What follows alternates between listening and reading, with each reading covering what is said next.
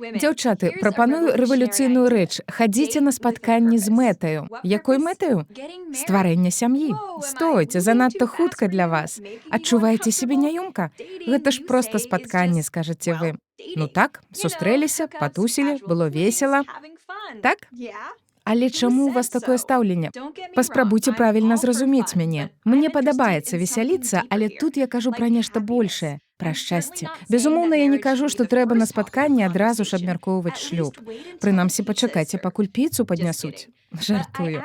Я лічу, што трэба задаць сабе пытанне. Чаму вы ходзіце з некім на спатканні? Ён вам падабаецца? Гэта важна. Агульныя інтарэсы да нечага? Таксама важна. А што яшчэ? Давайце прызнаем, у большасці выпадкаў мы, тут я кажу пра жанчын, не маем на гэта адказу. У нас няма плану. Ідзе сабе ўсё неяк і ідзе.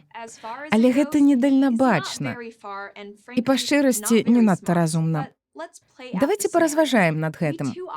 Мы часта лічым, што адносіны маюць узроўні сур'ёзнасці, як у відэагульнях, напрыклад. Першы ўзровень знаёмства, другі рэгулярнае спатканне, трэцяе сумеснае пражыванне. А потым, пасля ўсяго гэтага, магчыма, мы гатовыя да стварэння сям'і. Але насамрэч адносіны звычайна развіваюцца не так. Першыя спатканні, як правіла, бываюць выпадковымі, імпульсіўнымі, проста таму, што спадабаўся. Рэгулярныя спатканні часта заснаваныя на супольных інтарэсах, а часам на спадзяванні мець больш сур'ёзныя адносіны. Сумеснае пражыванне можа быць вынікам сапраўднага кахання і рэпетыцыі сужонства. Але таксама яно можа абапірацца і на менш сур'ёзныя аснаванні, напрыклад, адсутнасць іншых варыянтаў, нежаданне жыць адной, немагчымасць самой аплочваць жытло. Але сужонства зусім іншая справа. Тыя, хто імкнуцца да добрага сужонства, шукаюць таго, хто хоча раздзяліць з імі ўсё сваё жыццё. Яны шукаюць таго, хто падзяляе іх маральныя, палітычныя і, магчыма, рэлігійныя каштоўнасці і перакананні. Яны лічаць адно аднаго не проста партнёрамі, але мужам і жонкай, што значна глыбей. Праблема многіх пар, якія сустракаюцца ў тым, што людзі распачынаюць такія адносіны, маючы цалкам розныя ўяўленні пра ідэальны вынік. Яму патрэбна адно, а ёй патрэбна другое. Але знешняй дапаўняльнасцю лёгка падмануцца. Яны ў захапленні ад таго, што ім абодвум падабаюцца чайны грыб, гонкі на байдарках і караоке па выходных. Гэта ўсё цудоўна, але калі вы дойдзеце да таго, што сапраўды важнае ў доўгатэрміновай перспектыве? Да шлюба, сям'і, веры і каштоўнасцяў. Я лічу, чым хутчэй, тым лепей. Калі ў вашых адносінаў ёсць перспектыва, абмяркоўвайце гэта як мага раней. А калі перспектывы няма, дык навошта вам іх працягваць? Я ўпэўненая, што многія жанчыны застаюцца ў тупіковых адносінах, бо для жанчынаў стала табу, а дакладней непаліткарэктнай з'явай выказваць свае сапраўдныя жаданні. І гэта вяртае нас да сужонства і да таго, чаму жанчыны яго прагнуць. Вось тры прычыны: абарона, пасвячэнне, каханне. Нічога няма кепскага ў тым, каб гэтага жадаць. Жанчыны жадалі гэтага, а вялікія цывілізацыі гэта цанілі на працягу тысячагоддзяў. Гэтага таксама жадаюць і мужчыны. Няма чаму дзівіцца.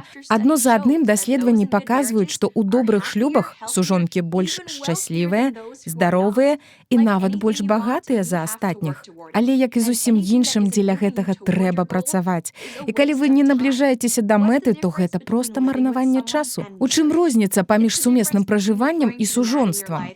У тым, што вы называеце мужчыну ў вашым жыцці не сваім хлопцам, асаблівым чалавекам або партнёрам, але мужам. А ён называе вас жонкай, а не проста сваёй дзяўчынай.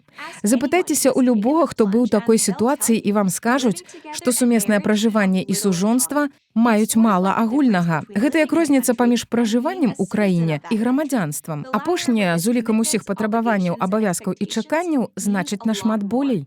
Калі нехта вам кажа, што пасведчанне аб шлюбе проста паперка, адкажыце наступнае. Калі гэта проста паперка, чаму вы так яе баіцеся? Адказ вядомы ў тым, што ніхто не лічыць яе проста паперкай. Усе ведаюць, што гэта адно з найважнейшых рашэнняў у жыцці. Таму і ставіцца да яго трэба адпаведна. Вось добрае практычнае правіла. Думайце пра тое, якіх адносін вам хочацца, столькі ж, колькі і пра планаванне кар'еры. Я не супраць кар'еры. Я за правільныя адносіны. І канкрэтна за шлюб. Бо калі ён правільны, гэта самыя лепшыя адносіны. І ўсё пачынаецца з першага спаткання. Я Ларен Чэн, вядучая праграмы «Псеўдаінтэлектуалы» на Blaze TV для універсітэта Прэгер. To keep PragerU videos free, please consider making a tax-deductible donation.